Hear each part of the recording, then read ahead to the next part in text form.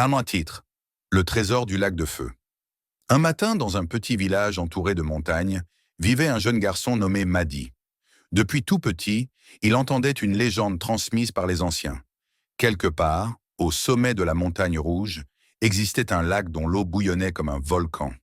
Au fond de ce lac se cachait un trésor gardé par un esprit ancien.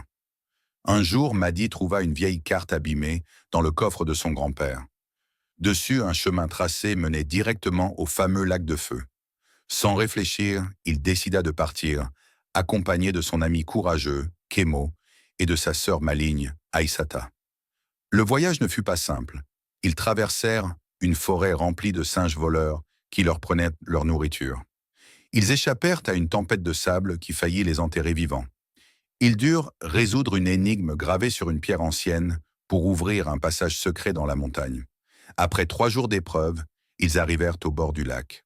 L'eau bouillonnait et dégageait une chaleur suffocante.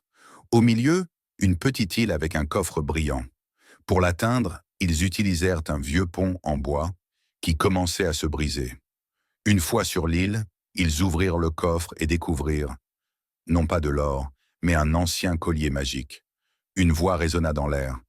Celui qui porte ce collier devient le gardien de la montagne et de ses richesses. Madi comprit que le vrai trésor n'était pas l'or, mais la responsabilité et la protection de leur terre. Ils rentrèrent au village en héros, et la légende du lac de feu continua.